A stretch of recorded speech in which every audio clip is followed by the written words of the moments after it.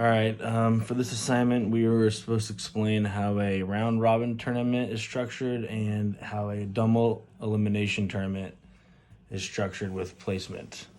For this first video, I'm going to explain how a round robin tournament works, and yeah.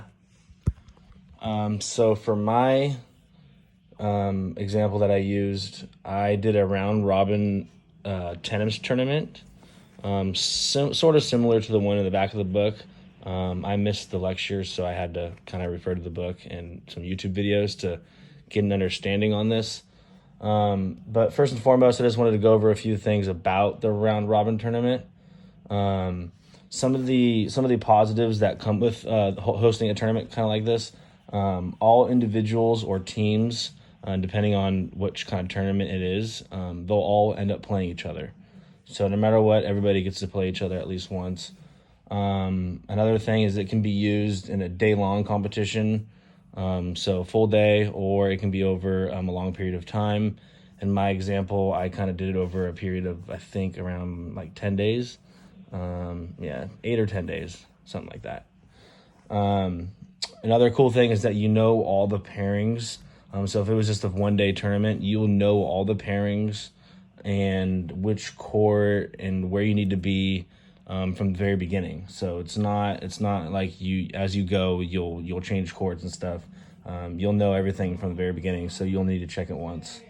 One thing that comes with that is it's easier to prepare for opponents, but the opponents can also prepare to play against you just as easy as you can to them. Another thing is that unlike knockout tournaments, in this kind of tournament, the round robin tournament, you won't be eliminated that early, so you will have a chance to at least play more than one game. There's only a couple disadvantages to this kind of tournament. One of them was that it could take a lot of time, so that's one disadvantage. And then if someone drops out, like let's say in the middle of the tournament, or let's say midday, it can cause difficulties on the tournament director to try and replace that person, or figures out what happens to the remaining players that were supposed to play that person. So that can get kind of weird too. All right. Anyway, I'm just going to explain this one kind of quick. I kind of already drew it out. These boxes right here, so all these boxes with names in them, those are the winners. So obviously, if it was the beginning of the tournament, these boxes wouldn't be filled out because no one has played yet. These are all the courts. So it's either going to be on court 1, court 2, or court 3, and then these are the certain days. So you can see it's like June 14th is the start of the tournament. You can see the last day of the tournament is June 23rd, I believe. So it looks like it's about a 9-day tournament. This is just for the first round. So for example, this is how you would look at it. So Sharapova, so I use tennis players, women's tennis players. I'm not sure if you're familiar with them, but that's what I just chose to do because it's easier.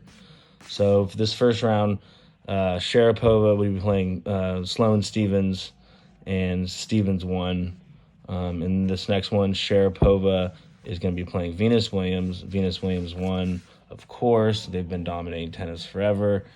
And for example, Coco is a younger tennis player. Sharapova is playing Coco. Oh, Coco upset her. So that's kind of how that goes, and you just go down the line and across, and that's who's playing each other. And like I said, these boxes are going to be the people who won. So let's just say Serena Williams. So Serena Williams actually won the whole entire tournament in my example. So Serena Williams on this day in this court plays Naomi Osaka. She's the second best player in the world, but Serena Williams won. So after, just fast forwarding, if I went through all the players and the players they were going against and whose names in here the most, Serena Williams won the most matches. So if it was just a one-day event, in this case, Serena Williams would have won because she won 4 games.